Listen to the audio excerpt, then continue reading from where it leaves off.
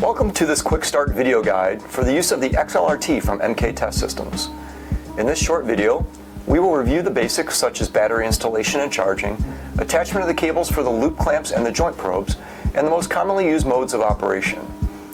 We will also talk about some of the basic error messages that the ExLRT might display and how to understand their impact on your measurements. Let's get started. So inside the travel kit, you'll find that all the pieces that you need to make the ExLRT functional for your uses are provided here. First, when we open, you'll find that there's a certificate of calibration, and that just has all the details about dates for when it was last calibrated, when it's next due. That way you'll have record-keeping capability in case your measurements require that. There's also a safety manual, and of course the safety manual is very important. This is an intrinsically safe device. It's acceptable for use in explosive environments, even within the fuel tank of an aircraft, but you do have to operate it in certain ways in order to ensure that you are safe. So within the travel kit, we have the unit itself, the cables, a battery, and chargers. So the ExLRT itself, small and light, we'll take that and put it to the side. We also then have battery that you can just pull out and put to the side here as well. And then the cables and the battery charger. So the battery charger, there's a power supply for the battery charger and a mains cable for it there. And the charger itself, there are two options for how you go about charging an ExLRT. One is that you can use this unit. It's a desktop charger, and the battery simply places in and rests with gravity into the unit. You plug in the power supply unit, plug it to the wall, and within 2 hours you have a fully charged battery. You also have the option of plugging in to this backside power port with the same power supply. So you can take that from the charger, plug it into the wall, plug it into the ExLRT as you see here, and once it's plugged into the wall, you get trickle charge within the unit. So overnight, if you choose, you may plug the unit into the charger and straight to the wall and get trickle charge for full battery capacity by the time you come back in the morning. So now we have all the pieces here that are important to us for actually using the unit and making measurements. We have the unit itself, the battery, a key that allows us to get into the battery compartment to make a safe change of the battery, loop clamp cables, and joint probe cables. First, we'll start out by inserting the battery. Take the tool, 2 quarter-turn screws, and the door just flips open.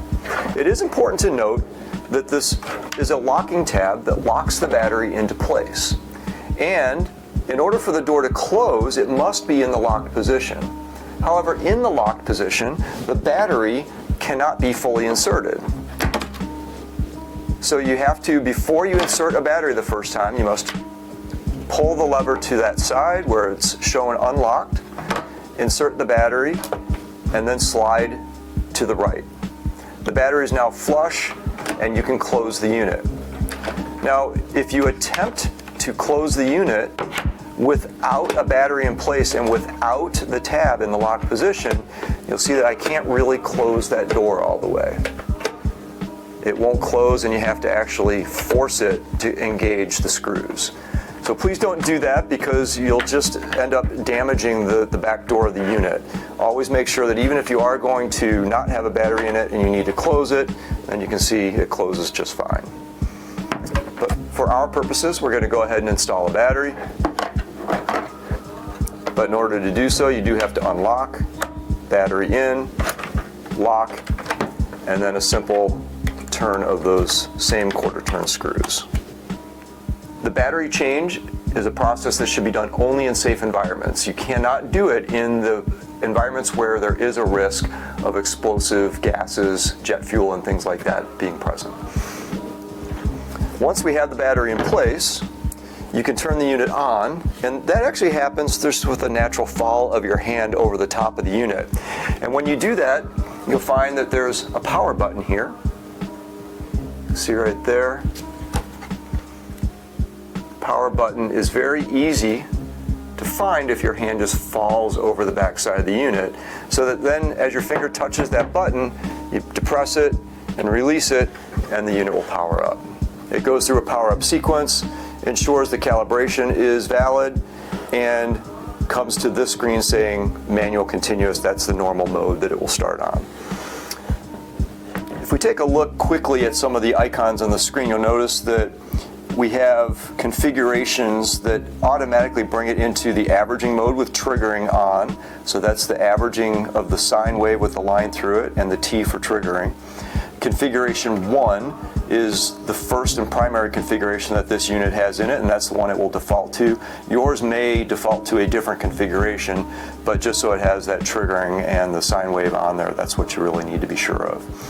And of course, the battery indicator shows you how much life is left in the battery, and what you'll find is that as time goes on, those bars will go down. They do tend to go down faster at the beginning of the life of the battery than they do at the end, but typically we find that you get at least 2 shifts of use out of a single charge of the battery. So you should get 16 to 20 hours of actual full use with the power supplies running in the unit and complete daily use of measurements. So as we look further at the screen, you'll notice that highlighted right now is this manual continuous. We also have information and settings, and simply moving up and down with the up and down arrows allows you to move between those modes of operation. The top line is really an indication of what mode you will go into if you enter measurement mode, and you simply enter measurement mode with the press of a button. Now, we don't have anything attached, so we're not actually getting measurements, but your measurements would show up at the top here. If I just go to the back button or the stop button, that brings me back out into that original screen.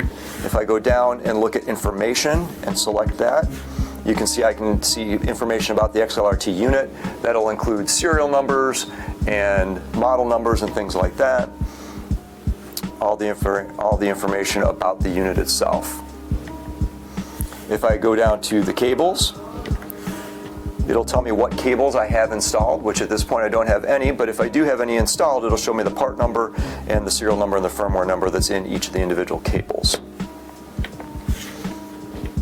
And the general calibration information.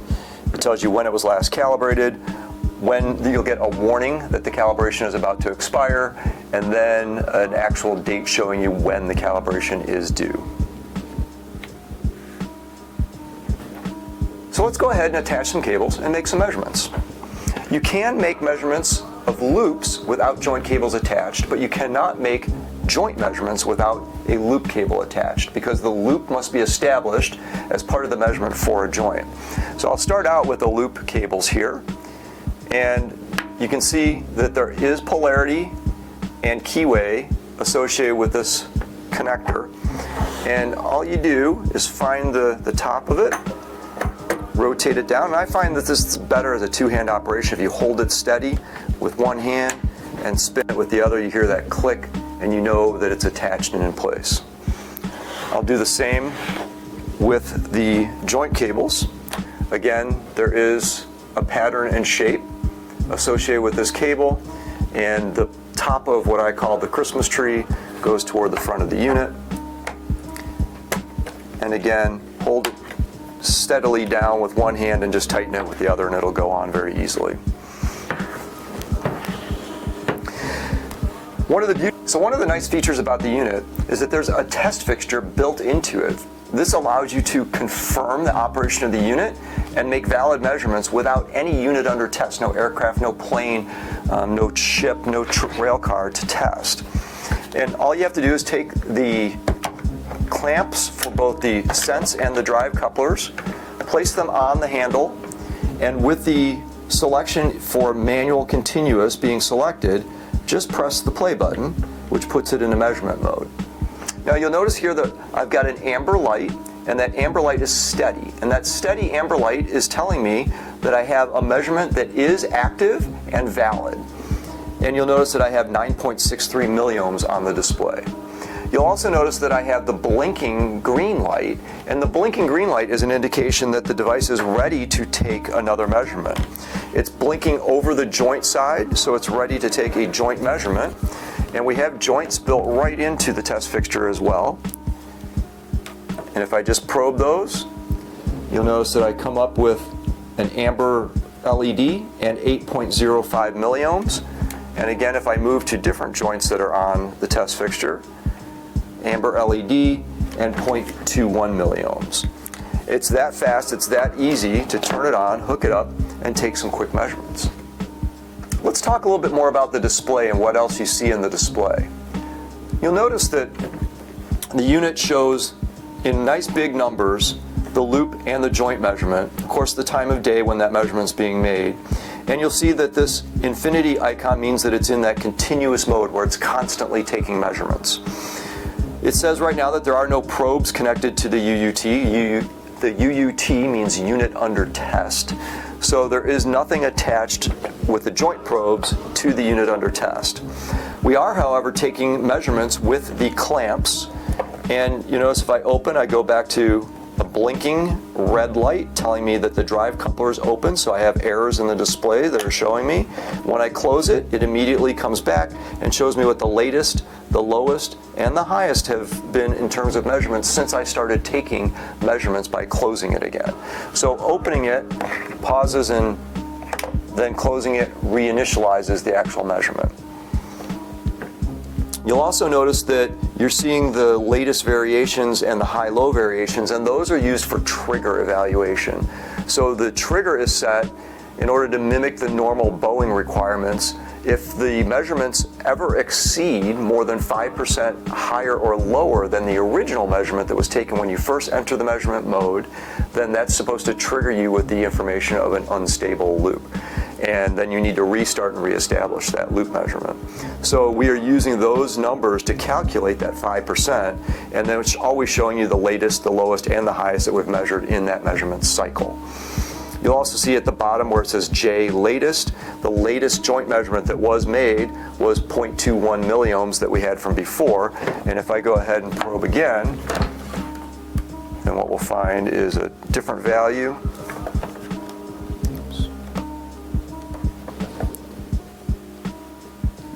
Now I have 8.05, and of course that's now the latest information that shows up here as well.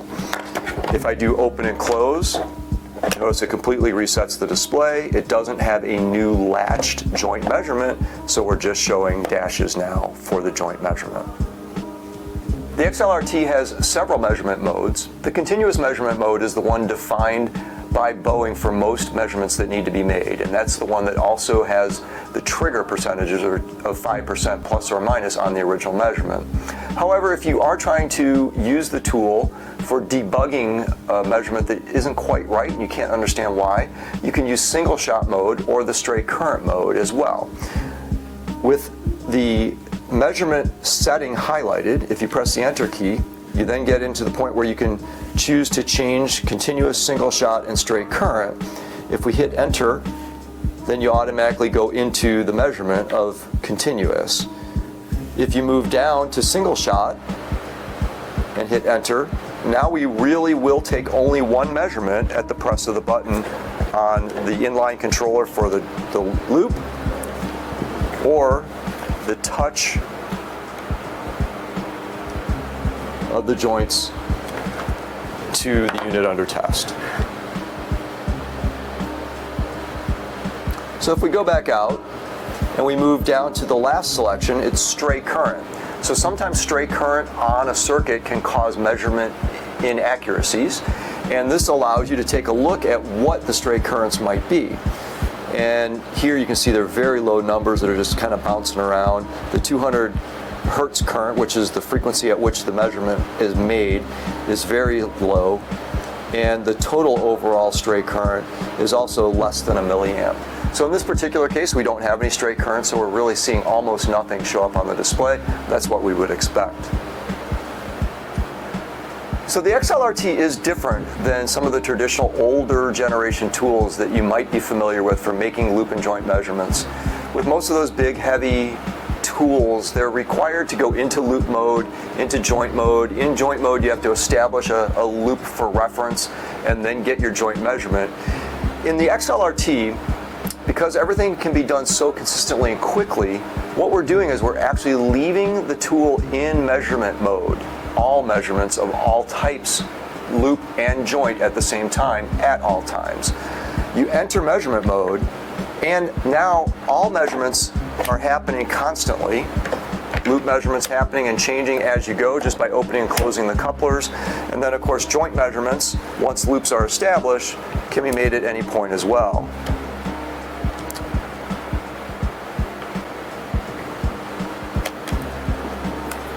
So that's actually quite a different use, but a much more simple application than what you might be accustomed to. The ExLRT is designed with the user in mind and the many different ways that the user might need to be referencing information from the unit.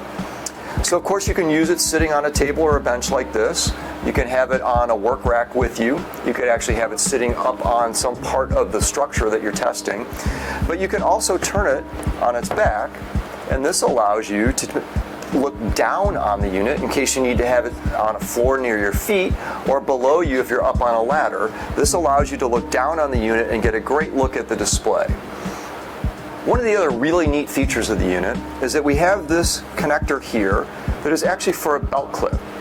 It allows you to wear the unit at your hip and look down on the display to keep it close to you where it's very easy to see and reference. It's as simple as picking up the unit, attaching it to the belt clip, and spinning it down. Now I can see the display. All the reference information, both errors and displayed results, are very visible to me as a user. So that's really all there is to it. You take the unit out of the travel case, insert the battery in a safe zone, power on the unit, attach the loop and joint cables, and go ahead and put it into measure mode. It's that quick and easy, and soon you'll be making measurements as well. When you're done with the unit, simply power it down with the same button you used to turn the unit on in the first place. Remove the cables in this opposite way of the original assembly. The unit can then be stored in the travel case with the loop and joint cables. The battery can stay inserted, and you can, as I said earlier, charge the battery in the unit overnight if necessary. You may also again remove the battery and put it into the desktop charger while the unit is being stored overnight. Either way, you'll have a fresh battery for morning use.